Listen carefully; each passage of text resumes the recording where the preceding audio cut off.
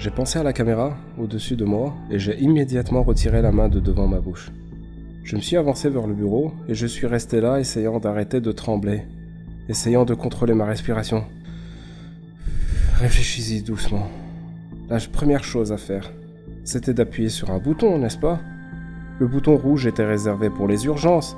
Si elle était prisonnière ou quelque chose comme ça, et qu'elle avait tenté de s'échapper, il validerait que c'était bien une urgence. Et je pense que M. Salomon voulait dire qu'il fallait utiliser ce bouton pour quelque chose comme une urgence vitale, ou alerter les forces de l'ordre, pas quelque chose comme ce qui venait de se produire. Mais qu'en est-il du bouton vert? C'était certainement quelque chose de remarquable. Non seulement elle demandait de l'aide, mais en plus elle me le demandait à moi directement à travers la caméra. Après avoir récupéré mes esprits, finalement je n'étais pas sûr qu'elle me demandait vraiment de l'aide.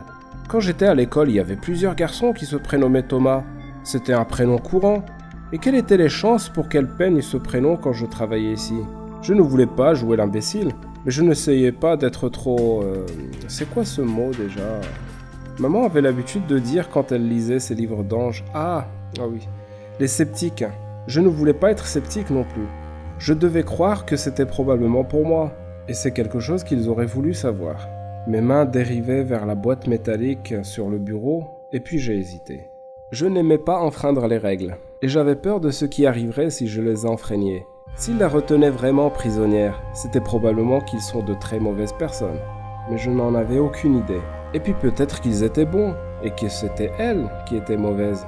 J'ai regardé l'écran pour la première fois depuis que j'ai lu ces mots que Rachel avait peints sur ses tableaux. Elle était déjà en train de les retirer du canapé, comme si elle savait que le message avait été reçu. Une toile dans chaque main, elle a jeté un coup d'œil à la caméra alors qu'elle traversait la pièce, et j'avais l'impression qu'elle me regardait droit dans les yeux. Ma poitrine s'est serrée, et mes mains se sont éloignées des boutons. Non, je ne pense pas qu'elle était mauvaise. Je l'avais observée pendant des années. J'avais l'impression de la connaître, de savoir si elle était mauvaise ou non. Aussi étrange que cela puisse paraître, d'une certaine façon, c'était mon amie, et j'allais essayer de l'aider. J'ai passé le reste de mon quart à essayer d'agir normalement et à réfléchir à ce que je devais faire. Je savais que les autres personnes qui me regardaient avaient peut-être vu les tableaux ou remarqué comment j'ai agi à l'instant. Mais je ne devais pas m'inquiéter pour ça. J'essayais de la jouer cool et d'imaginer comment je pourrais l'aider. Les seules personnes que j'avais rencontrées en rapport avec mon travail étaient celles que j'ai croisées lorsque j'ai rempli les papiers lors de mon embauche. Il y avait bien sûr M. Salomon quand il m'a montré la salle modèle et m'a parlé du travail. Je n'avais aucun moyen de les contacter, sauf par ces boutons. Mon salaire était versé par virement bancaire. Et je n'avais jamais rencontré quelqu'un d'autre qui travaillait dans cette salle de surveillance. Je me suis mis à cogiter. J'ai toujours pensé que c'était bizarre de ne jamais rencontrer quelqu'un quand j'allais ou venais au travail. Je n'ai jamais croisé la personne pour qui je prenais la relève ou la personne qui me remplaçait à la fin de mon quart. J'ai toujours pensé qu'il devait y avoir d'autres personnes, d'autres salles de surveillance même. Ils nous ont juste organisé de manière à ce que nous nous rencontrions jamais. Pour moi, c'est une évidence qu'il y ait d'autres personnes qui travaillent ici. C'est en partie parce que j'avais l'impression de ne pas être la seule personne à utiliser ma salle de surveillance. La fontaine d'eau, le papier toilette, le savon, ils semblaient tous être utilisés quand je n'étais pas là. Si c'était vrai, je pourrais peut-être découvrir qui ils sont, et peut-être qu'il serait plus prudent de communiquer avec eux plutôt qu'avec les personnes pour qui je travaillais. Je suis sorti du travail à 8 heures ce soir-là, et au lieu de prendre de la nourriture et de rentrer chez moi, j'ai fait le tour du pâté de maison en voiture, puis je me suis garé dans la rue à côté de l'immeuble où je travaillais. Rien n'avait changé pendant que je roulais pendant 7 minutes de trajet. Aucune autre voiture n'était venue se garer ou quoi que ce soit d'autre. Et si j'avais raison, il n'enverrait personne pour me remplacer, jusqu'à ce qu'il soit sûr que j'ai bien quitté les lieux. Alors j'ai pris mon mal en patience. J'étais fatigué, la rue était plutôt vide et ennuyeuse à mourir, mais j'étais tellement excité et effrayé pour m'endormir. Chaque fois qu'une voiture passait, ou que quelqu'un marchait sur le trottoir, j'étais tendu.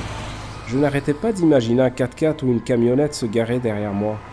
Des hommes qui me sortent de la voiture et m'emmènent quelque part, là où ils détenaient Rachel, pour me tuer ou me torturer. Plus d'une fois, j'ai failli m'énerver et lever le camp. Mais chaque fois que je pensais à Rachel, seule dans cette pièce, qui n'avait personne d'autre que moi pour l'aider, je me résignais à continuer à faire le guet. 2 heures plus tard, un gros chauve s'est garé et s'est dirigé vers l'immeuble. Dès que j'ai vu qu'il avait la possibilité de déverrouiller la porte de l'immeuble et d'entrer, j'ai ouvert ma portière pour aller lui parler. Puis je me suis subitement arrêté. Il fallait que je fasse preuve d'intelligence. Je ne savais pas où se trouvaient les personnes pour qui je travaillais, mais j'étais sûr qu'il y avait des caméras cachées dans le vestiaire et à l'extérieur du bâtiment. Si j'y vais précipitamment et que j'interpelle ce type, ils sauront que je mijote quelque chose. En soupirant de frustration, j'ai refermé ma portière et j'ai attendu la fin de son service. J'envisageais de le filer comme dans les films, mais j'avais peur de le perdre, ou qu'il appelle quelqu'un à l'aide. J'ai donc attendu qu'il retourne à sa voiture après son quart de travail de 6 heures, en espérant qu'il soit garé assez loin pour que les caméras ne nous voient pas. Et puis j'ai rencontré l'homme, que j'ai connu sous le nom de Charles Jefferies. « Hé mec, je peux te parler une minute ?» Il me tournait le dos et me faisait un signe de la main sans lever la tête. « Désolé, je n'ai pas d'argent. Passez un bon... » Il s'est figé en me regardant en parlant. « Oh mon Dieu, non, tu dois partir d'ici, petit.